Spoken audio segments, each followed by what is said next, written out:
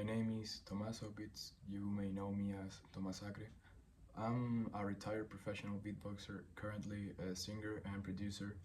And in this video, I will be talking about a couple of topics regarding to past sexual abuse allegations, my legal situation, and to clarify some things regarding to those topics. The reason I'm doing this in English is to reach to a larger audience. My native language is Spanish, and I will be doing a couple more videos on this channel, both in Spanish and English, about my life, personal stuff, blogs, and whatever content comes to my mind. Si hablan español, voy a hacer otro video sobre este mismo tema para que puedan entender y lo van a poder encontrar en este mismo canal. As I said, English is not my native language, so I will excuse myself if I'm reading this because I want to be as clear and transparent as possible, and actually this is really long stuff, so that's why I'm reading it. So there's a lot to digest, and all this information is pretty sensitive stuff, so viewers' discretion is advised. I'll get to the point. First, I want to say that I couldn't make this video sooner because I was facing a lawsuit from the alleged victim. This lawsuit was for the charge of rape, and it was done by a girl that would remain anonymous because I don't want to cause any more trouble or to face any legal backlash for divulging private information about names, addresses, or anything that can be used against me. So, in the middle of July of 2021, I decided to end an 8-month formal relationship with the person that started the allegations. I'll explain some things into detail regarding this relationship. To sum up, we had a crazy and toxic relationship from both of us. We entered on a dynamic of verbal insults and mutual violence, and it was pretty much normal in our daily basis to have heated arguments and then fix our problems as nothing happened. When we started this relationship, everything was relatively normal, but when we started to know each other better, some boundaries were broken to a point of no return. In the 8-month period of relationship, a lot of stuff happened because we were really intense. I was working at the moment as a producer for a couple of local artists in Chile, and my life was attached completely to this labor. The problems started when I was seeing my friends and colleagues because this person wanted to be in control of everything regarding to who I was working with, where I was, and what I was doing, because this person was a little bit insecure that I was going to cheat on her because a couple of my music production clients were girls. There was multiple incidents in which I wasn't able to finish my jobs or projects because of the mental stress that this situation was giving me. I started to be more reserved and not to go out much because this relationship was very demanding. There was no space to be alone, and there was always a need for this person to control multiple aspects of my life. If I didn't take her to the places where I work or where I was hanging out with my friends, the scenes of jealousy manifested in a violent way through text messages, phone calls, or physical and verbal violence when we saw each other in person, in my house, or in her place. I left behind my life, my friends, my family, and started to be 24/7 with her in my house. This relationship started in mid-2020, in which the pandemic made hard for us to meet or to hang out outside. So she was staying in my house with my mom and me for long periods of time, sometimes a week, sometimes 2 weeks, with only a couple of days where she was with her parents and then she came back.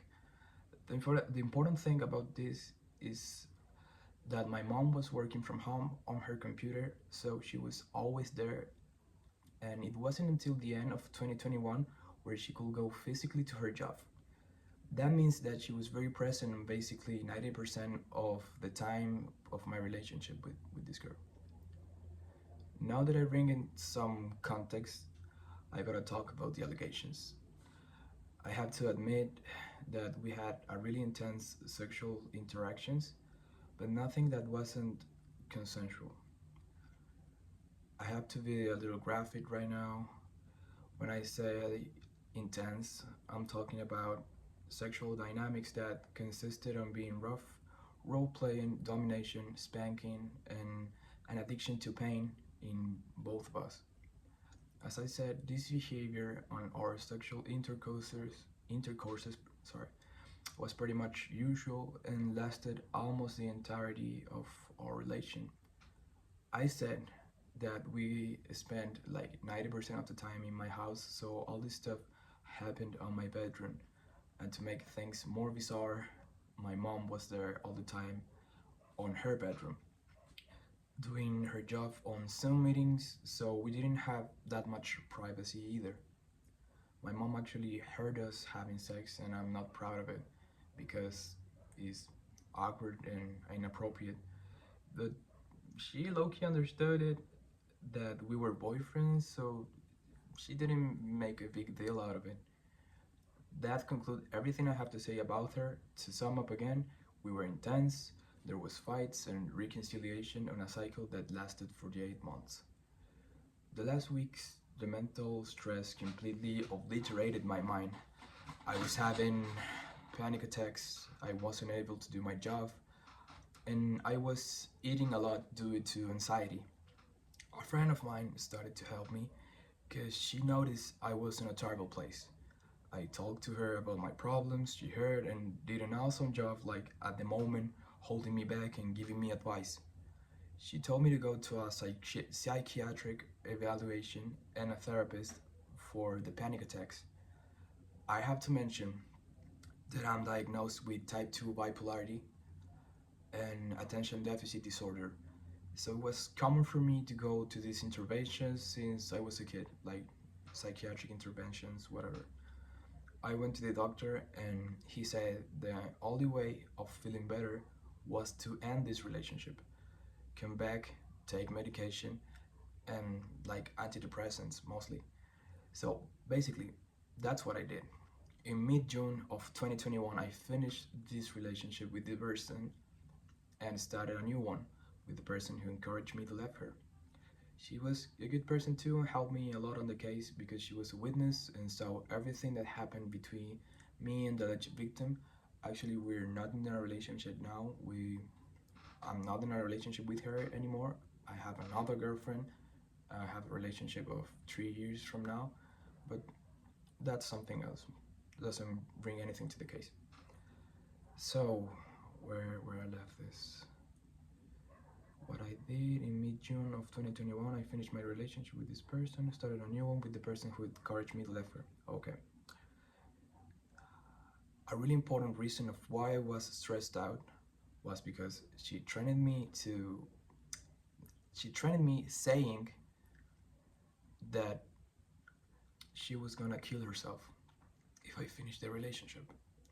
She did it like 4 times. A couple of those times she took Xanax and called me saying that it was my fault.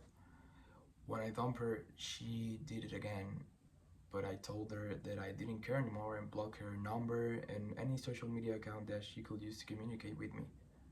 She sent some text begging me to stay together, that she loved me and we could make it work somehow, but I already made the decision, and to this day, regarding of what happened next, I have no regrets.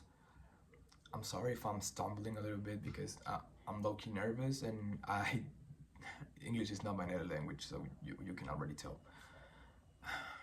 So a couple of days went by and my phone exploded with hundreds of death threats, messages, and people tagging me on Instagram on posts made by this girl accusing me of being violent, abusive, and manipulative towards her.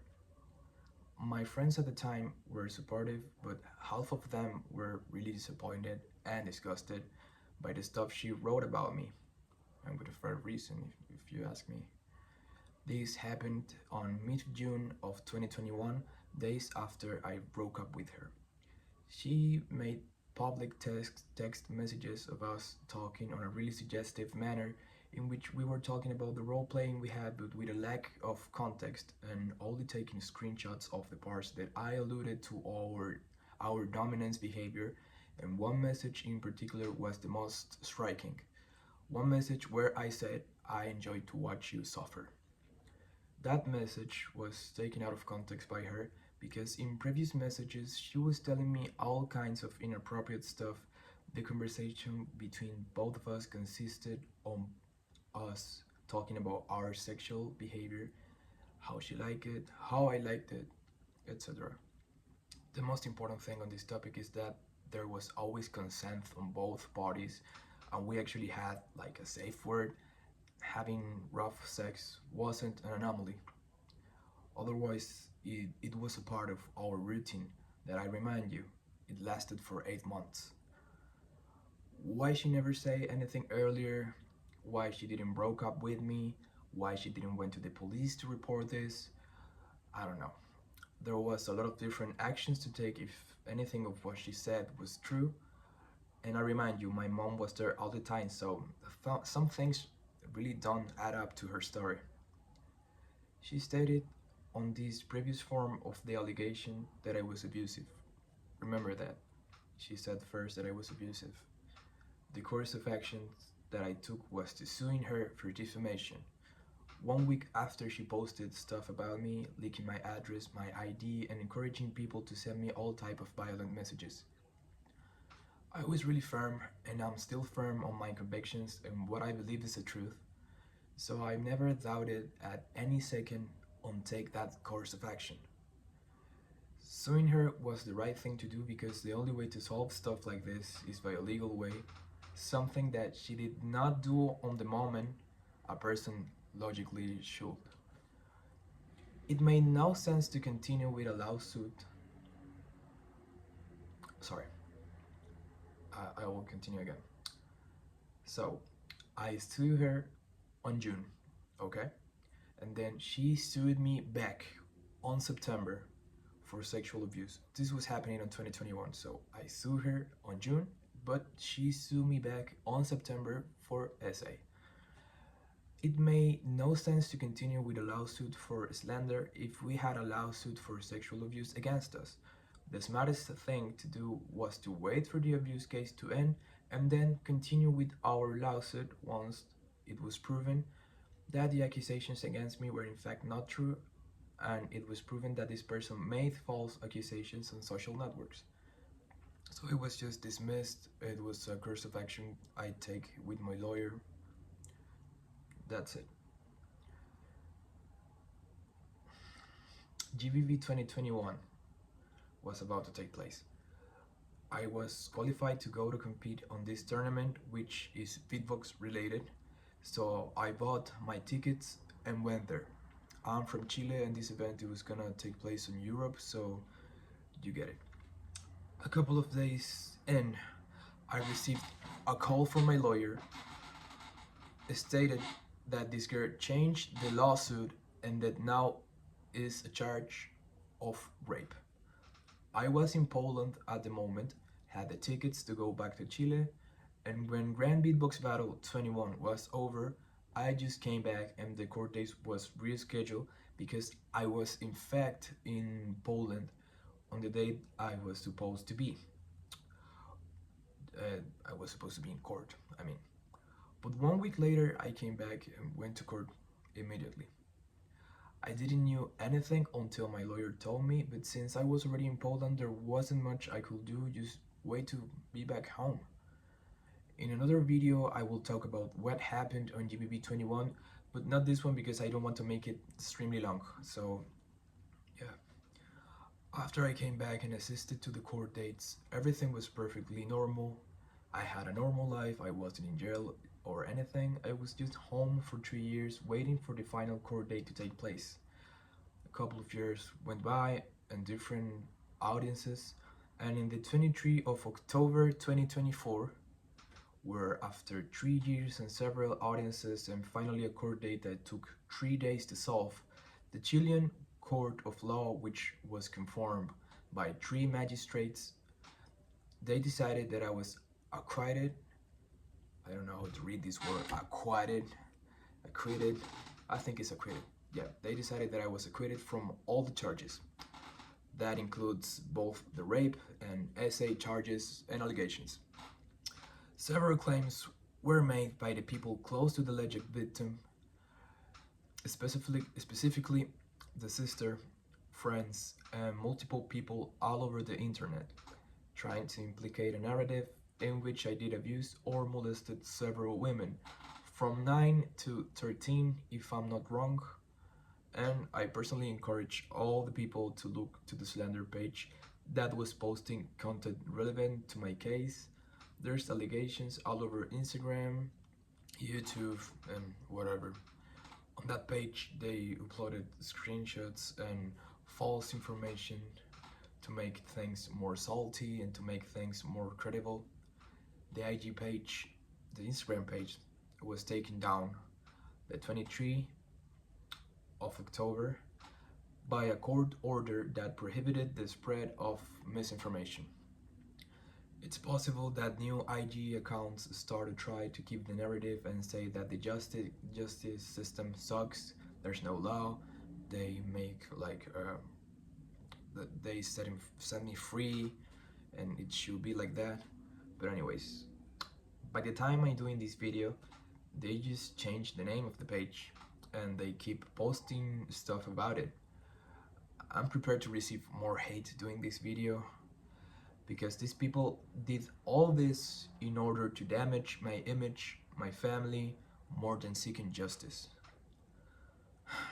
Personally, I think that was just an excuse from the person that started this, my ex-girlfriend from 2020 to 2021, to gain traction on social media, and she used portions of the truth of certain events that were taken out of context in order to benefit the cause, which also was taking advantage of several movements such as Me Too to imply that this was indeed real and that I should be prosecuted.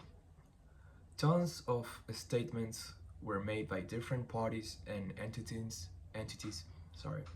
reinforcing the idea that all the claims were true due to the quantity of people allegedly involved. None of those people were in fact real, and none of that was already proven to be real. I didn't have the chance to speak or to say nothing because I was waiting for the final results and because my lawyer and the court asked me to not speak publicly. This page that did the allegations is currently releasing fake documents and screenshots, which are in fact illegal, and they still keep spreading fake news. I can't post any legal documents because there's a lot of names, but both from lawyers, witnesses, and judges. Maybe I can post a censored version of it, excluding all the sensitive info, names, whatever. Basically, it was proven that I'm innocent from everything, and I hope this can change the perspective of the people that doubted me. And yeah, that's basically it. That's all the situation. I'm 18 minutes in. There's not much I can say about it, because that sum up like basically everything. But there's still more topics that I can talk about it, like more details that I can share. Maybe I will do it in the future with you guys in this same channel. But to keep going, what are my thoughts on this situation? First, it's been lonely, really hard, and one of those like Black Mirror situations where I started to doubt if I was in a dystopian nightmare instead of my reality. My life took a 180-degree turn for bad, and I went through the darkest period of my life. I lost it all, my friends, my job, and I started to do hard drugs to cope with my sadness and anxiety. My social skills were annihilated, and I couldn't trust anyone for years. Now, after a lot of therapy, I'm in a better shape. You can tell. But sometimes I do feel bad about all this, because how traumatic was to be somehow like a public figure and to be judged like that by hundreds and thousands of people on the internet. I'm 23 now, 23 years old. I'm about to be 24. And when this situation happened, I was 20. I was 20 years old at the moment this happened. I was really immature and I couldn't handle the situation properly. I had reckless behavior because I was, in fact, on drugs and I didn't care anymore about my health or my surroundings. I was banned from the beatboxing worldwide community and I remain like that to this date. Whatever, I became in contact both with the Chilean beatbox community and the largest beatbox platform in the world, and it's a matter of time until they release their own statements about this. I want to say that I'm not coming back anytime soon to compete because I lost all the passions and skills that I used to have, sadly. So don't expect me to come back. Maybe I'll do some videos here and there, but that's it. It's just for fun at this point. I'm doing this too as an apology to myself and all the fans that were shocked about the allegations. I will pursue my music career and to find peace, to heal, and to become a better person. I learned from my mistakes and I'm a completely different person now. There's much personal work to do, and I want to say I'm sorry if some of my actions damage anybody. Yeah, that's basically it. Thanks for watching. I will take more time to deep dive on these topics. I want to use this space to answer your questions and to share my story. Maybe I'll do more videos talking about this if necessary, but I think now that things are clear, there's not much to address, just details. Anyways, if someone need to know more and want to contact me, you can write your comments below or talk with me privately on my Instagram account, which goes by the name of Tomazacre. Instagram, Tomazacre. It's easy. Without further ado, to everyone who saw this video, my best wishes, and I will see you guys soon. Thank you. And again, I'm really sorry if I was reading the whole thing. It was, you can see it's really long stuff. English is a little bit hard for me, although I can speak it a little bit properly. It was really hard to get all that information. I actually used Google Translate for some stuff, and yeah, I don't know. It was so hard to talk about this.